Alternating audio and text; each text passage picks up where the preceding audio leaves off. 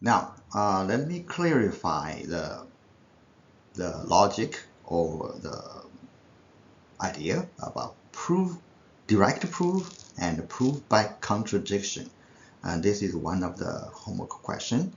And P and Q, and P imply Q, and together imply Q. We want to prove that this statement is true for whatever P and Q values.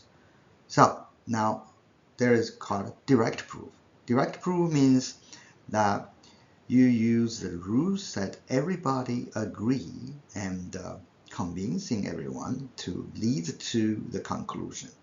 Remember, you have to use the property, which now is logical identity or logical rules, and everybody agree, every mathematician agree to lead to the result. Okay, now let's start direct proof. Now you agree that okay, and an logical expression can only be either true or false. Okay, either true or false. So now if I prove that when this part, when P and Q, this part is true, I can prove it, and also when this part is false, I can also prove, then I proved it. So let's go, let's start. Okay, let's assume this left-hand side, well, this part is true. So P and Q is true. So look at this part, and that's an AND. When the AND is true, and therefore the logical rule says P must be true, and P imply Q must also be true because that's the AND. You must have the rule. That's the AND rule. So then now we know P and Q are true. Now if you look at this part, if P and Q is true and P is true, then Q is true, right? Because look at this part. If P is true and the whole thing is true, therefore Q must be true, right? Because that's implication rule. All right, so Q is true. So follow the rule. You have to agree. So now if P and Q is true, that's our assumption here. If that's true, and Q is true, then we have our expression. If this is true, we result this is also true, then this is true. Think about it. So the expression is true. So now from here to here, and we show if this is true, this is true.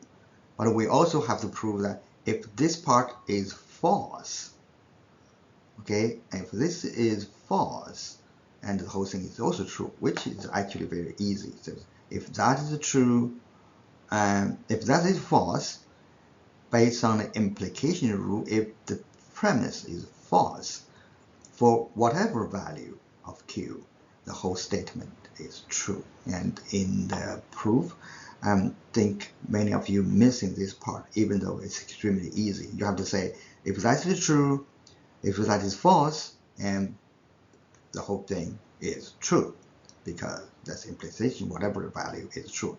Just look at the truth table of implication.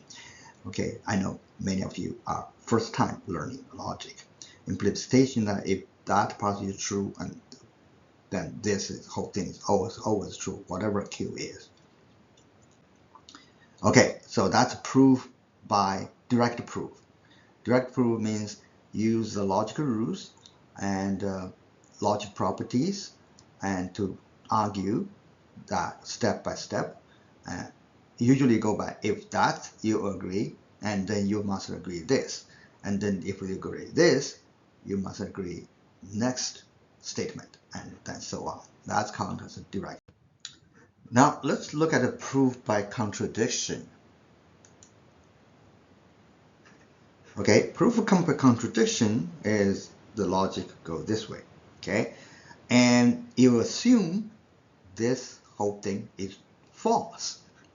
Okay, and then you look for, and again use the logical rule. You derive like you do the direct proof at a contradiction, at two statement. You arrive at the contradiction yourself. So let's assume this is false. Okay, so it's a false. Look at it. You're thinking about now. Think about the implication table.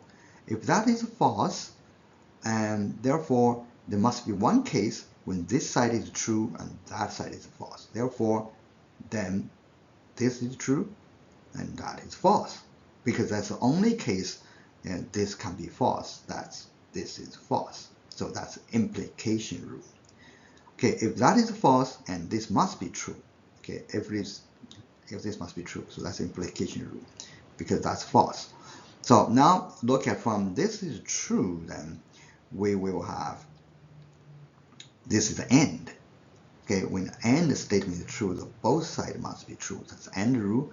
P is true, and P and Q is true. So now, so P and Q is true. We arrive at here.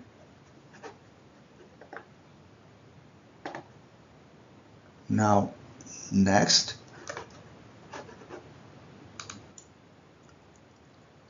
now let's see. We have here. We have here P imply Q equal true and P equal true. And let's continue from here. P equal true, that's what we get. It's not assumption. That's what we mandatorily get. And P leads to Q is also true. So in that case, think about the logic implication. If that's true and P is also true, Q must be true.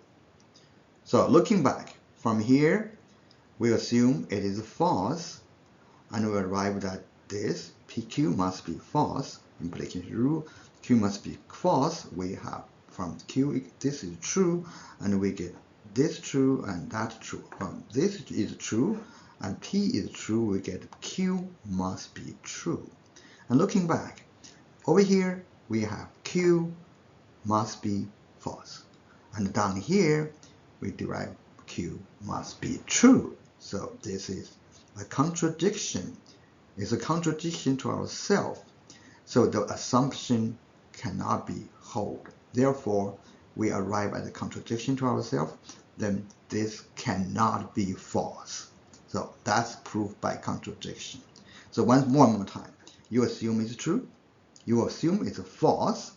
And then you use the rules as you regularly do. Use the logical rules, logic argument, and everybody's supposed to convince every step, and you arrive at a statement, and then you find exactly two statements that contradict. So that's Q equal false down here, Q equal true down here. So that's proof by contradiction. Hopefully you can walk through yourself, and then actually this question is simple. You actually learn a lot. All right. Hope you can apply this idea in your future proofs, and direct proof or proof by contradiction.